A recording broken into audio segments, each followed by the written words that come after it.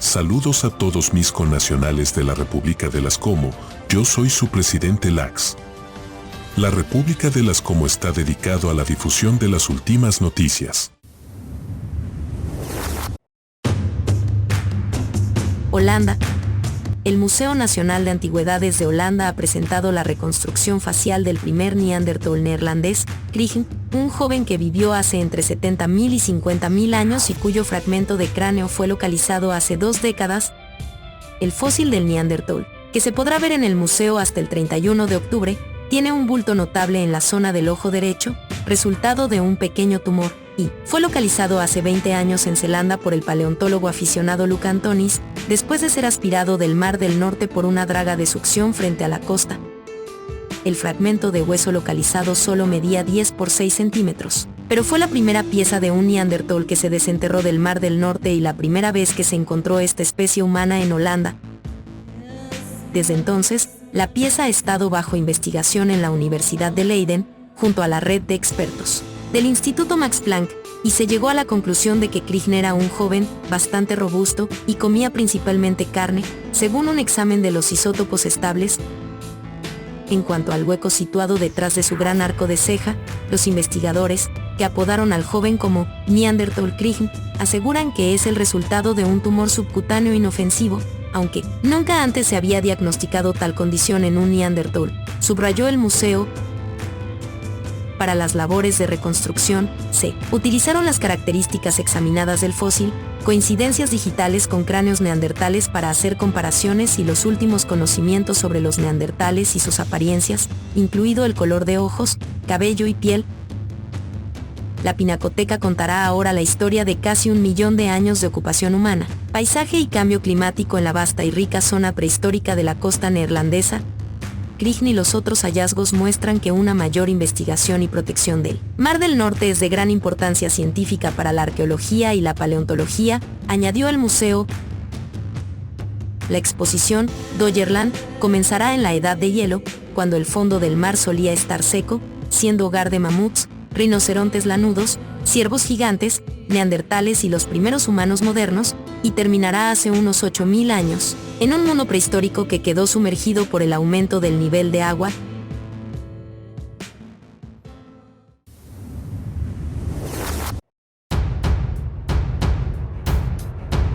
Apariencia de Carnotaurus, uno de los dinosaurios carnívoros más extraños jamás descubiertos, ha sido remodelada por un equipo de paleontólogos gracias al estudio de restos fósiles de su piel.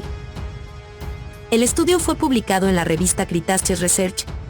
El notable fósil fue descubierto en 1984 por el célebre paleontólogo argentino José Bonaparte, quien nombró al animal Carnotaurus, que se traduce como toro carnívoro, en referencia a su extraño cráneo con grandes cuernos. El esqueleto, que proviene de la provincia de Chubut en la Patagonia, se conservó junto con láminas de su piel escamosa. Aunque los científicos de la época sabían que otros tipos de dinosaurios eran escamosos, Carnotaurus fue el primer dinosaurio carnívoro descubierto con piel. Aunque varios científicos habían examinado la piel fosilizada, nadie la había estudiado en detalle. El paleontólogo Dr. Christoph Hendricks de la Unidad Ejecutora Lillo en San Miguel de Tucumán, quien dirigió el presente estudio, dijo: al observar la piel de las regiones de los hombros, el vientre y la cola, descubrimos que la piel de este dinosaurio era más diversa que lo anteriormente pensado, que consta de tachuelas cónicas grandes y distribuidas al azar rodeadas por una red de pequeñas escamas alargadas, en forma de diamante o subcirculares. Hendricks trabajó con el Dr. Pilbel, un experto en piel de dinosaurio, de la Universidad de Nueva Inglaterra en Australia, quien señaló que los grandes espárragos y las pequeñas escamas de Carnotaurus recuerdan al lagarto diablo espinoso que se encuentra en el interior de Australia. A diferencia de los descubrimientos más recientes de dinosaurios emplumados, particularmente de China, el Carnotaurus de 8 metros de largo era completamente escamoso, sin evidencia de plumas. Como depredador activo, los científicos especulan que las escamas habrían sido importantes para regular la temperatura corporal de los animales, como lo hacen en los reptiles modernos.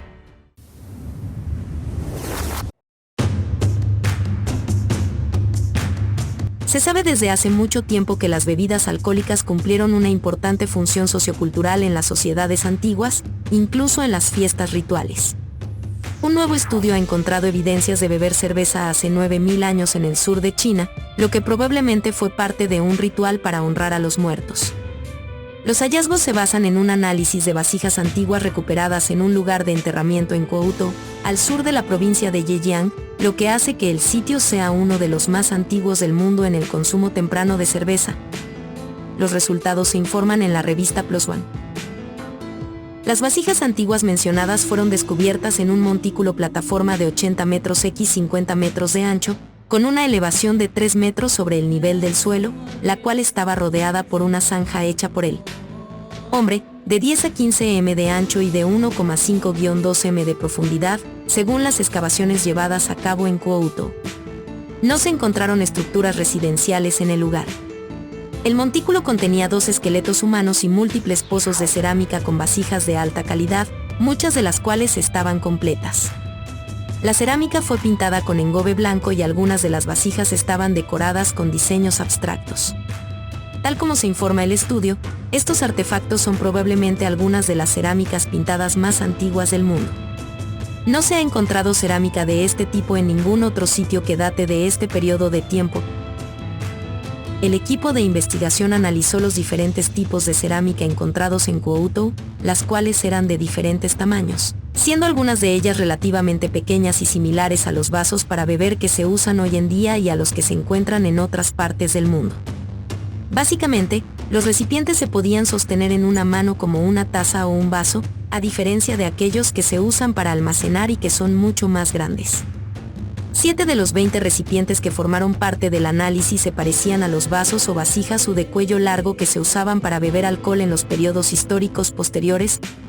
Para confirmar que las vasijas se utilizaron para beber alcohol, el equipo de investigación analizó los residuos microfósiles, almidón, fitolito, residuo vegetal fosilizado y hongos, extraídos de las superficies interiores de las vasijas. Los residuos se compararon con muestras de control obtenidas del suelo que rodeaba los recipientes. El equipo identificó residuos microbotánicos, gránulos de almidón y fitolitos, y microbianos, moho y levadura, los cuales eran consistentes con los residuos de fermentación de la cerveza y que no se encuentran de modo natural en el suelo o en otros artefactos, a menos que estos hayan contenido alcohol. Los resultados también mostraron que los fitolitos de las cáscaras de arroz y otras plantas estaban presentes en los residuos de los recipientes. Es posible que se hubieran agregado a la cerveza como agente de fermentación. Aunque el valle del río Yangtze, en el sur de China, se conoce hoy como el corazón del cultivo del arroz en el país, la domesticación del mismo se produjo gradualmente hace entre 10.000 y 6.000 años, por lo que hace 9.000 años, el arroz todavía se encontraba en la etapa inicial de dicho proceso. En ese momento, la mayoría de las comunidades eran cazadores-recolectores que dependían principalmente de la búsqueda de alimento. Como explican los investigadores en el estudio, dado que la recolección y el procesamiento del arroz requería mucha mano de obra, la cerveza hallada en Guotou probablemente era una bebida, brebaje de importancia ritual. El análisis de residuos de las vasijas también mostró rastros de moho, el cual se utilizó en el proceso de elaboración de la cerveza. Este moho era muy similar al moho presente en el kouji, un arroz que se usa para hacer sake y otras bebidas fermentadas en el este de Asia. Estos resultados son anteriores en el tiempo a una investigación previa que encontró que dicho espécimen de moho se había utilizado en procesos de fermentación de hace 8.000 años en China.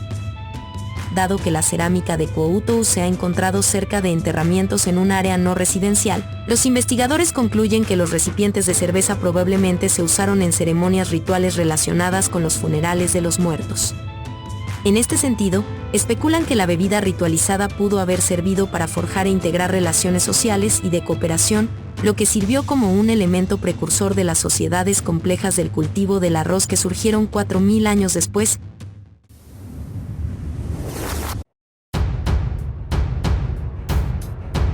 Los tiranosáuridos icónicos como el T-Rex dominaron la parte superior de la red alimentaria al final del reinado de los dinosaurios. Pero no siempre ocuparon ese primer lugar. En un nuevo estudio publicado en Royal Society Open Science, el nuevo equipo de investigación dirigido por la Universidad de Tsinghua ha descrito un nuevo género y especies pertenecientes a la Carcharodontosauria, un grupo de dinosaurios carnívoros de tamaño mediano a grande que precedieron a los tiranosáuridos como depredadores ápice o alfa. El nuevo dinosaurio, llamado Ulugh-Bek-Saurus uzbekistanensis, fue encontrado en la formación bisecti del Cretácico superior inferior del desierto de Kizilkum en Uzbekistán, y por lo tanto vivió hace unos 90 millones de años. Dos análisis evolutivos separados apoyan la clasificación del nuevo dinosaurio como el primer carcharodontosaurio definitivo descubierto en el Cretácico superior de Asia Central. El profesor Kouha Tanaka explica lo siguiente: entre los dinosaurios terópodos, el tamaño del maxilar se puede utilizar para estimar el tamaño del animal porque se correlaciona con la longitud del fémur, un indicador bien establecido del tamaño corporal. Por lo tanto, pudimos estimar que Ulugh-Bek-Saurus uzbekistanensis tenía una masa de más de 1000 kilos y tenía una longitud aproximada de 7,5 a 8,0 metros, mayor que la longitud de un elefante africano adulto. Este tamaño excede en gran medida al de cualquier otro carnívoro conocido de la formación bisecti, incluido el tiranosauroide timurlengia de pequeño tamaño descrito en la misma formación. Por lo tanto, el dinosaurio recién nombrado probablemente encabezó la red trófica en su ecosistema del Cretácico superior temprano. El homónimo del género es apropiadamente regio. Ulugh-Bek-Saurus lleva el nombre de Ulugh Bek, el matemático, astrónomo y sultán del siglo XV del Imperio Timurid de Asia Central. La especie lleva el nombre del país donde se descubrió el fósil. Antes del Cretácico superior, los carcharodontosaurios como Ulugh-Bek-Saurus desaparecieron del paleocontinente que incluía Asia Central. Se cree que esta desaparición se relacionó con el surgimiento de los tiranosáuridos como depredadores alfa, pero esta transición sigue siendo poco conocida debido a la escasez de fósiles relevantes. El descubrimiento de Ulugh-Bek-Saurus uzbekistanensis llena un vacío importante en el registro fósil, revelando que los carcharodontosaurios se extendieron por todo el continente desde Europa hasta el este de Asia. Como uno de los últimos carcharodontosaurios sobrevivientes en la Eurasia, la coexistencia de este gran depredador con un tiranosauroide más pequeño revela importantes limitaciones en la transición del nicho de depredadores ápice en el Cretácico superior, explica el profesor Yoshitsugu Kobayashi, del Museo de la Universidad de Hokkaido.